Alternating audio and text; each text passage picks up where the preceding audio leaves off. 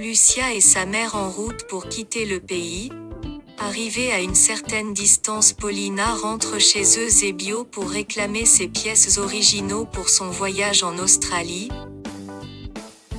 Eusebio lui reproche d'avoir pris la décision de quitter le pays sans son consentement puisque c'est lui qui l'a hébergé et l'évitait de pourrir en prison pour la mort de ses parents. Paulina exige pour qu'il lui donne immédiatement les pièces en échange de la libération d'Irène. Eusebio finit par lui dire qu'Eduardo est vivant. Paulina ne s'intéresse qu'à son voyage, elle veut savoir qui va chercher Irène dans sa maison. Eusebio finit par lui raconter un mensonge que c'est un de ses employés qui va chercher Irène. Florencia dans la maison de Marco. Il explique tout sur le plan d'Eusebio Beltrán pour libérer Irène. Marco est surpris quand Florencia lui a demandé où sont ses parents et où il est né. Marco invente un tas de mensonges. Celui-ci ne sait pas que Florencia connaît déjà sa véritable identité. Peu de temps après, il reçoit l'appel d'Eusebio qui indique l'endroit où se trouve Irène. Eusebio garde les documents de Paulina tant qu'il n'a pas eu la confirmation qu'effectivement Irène est à l'endroit où Paulina lui a indiqué.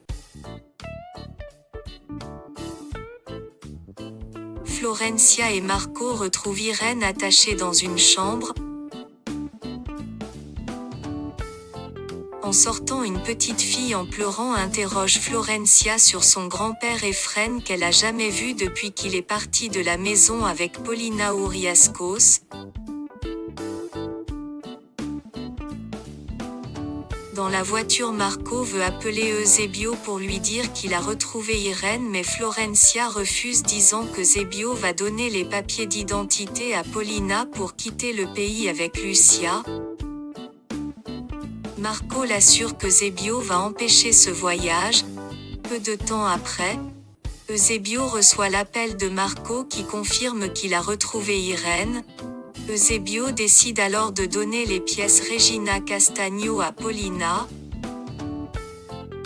Arrivée à l'extérieur, Paulina n'a pas vu Lucia dans la voiture. Elle retourne dans la maison d'Eusebio. Elle a failli l'étouffer si Marco n'était pas arrivé car elle croit que c'est Eusebio qui retient Lucia. Eusebio jure qu'il a rien à voir avec la disparition de Lucia. Ils se posent tous la question où est passée Lucia. Aristide et Reynaldo séquestrent Lucia et l'emmènent à un endroit éloigné du pays. Lucia leur demande qui a commandité sa séquestration, mais ils refusent de lui dire. Ensuite Aristide appelle Renato, celui-ci lui demande d'aller chercher Paulina. Florencia emmène Irène dans la maison de Marco Vieira. À son réveil, Florencia est surprise quand Irène a appelé Vénus par Natalia. Paulina en pleurant arrive au couvent et demande à Mère Dora si Lucia est revenue. Mère Dora l'assure que Lucia n'est pas ici. Eusebio demande à Marco où est Eduardo puisqu'il a honoré sa promesse. Marco lui dit qu'Eduardo Montenegro est mort, qu'il a laissé la place à Marco Vieira. Il avoue d'avoir changé son identité pour se venger de toutes les personnes qui ont gâché son enfance.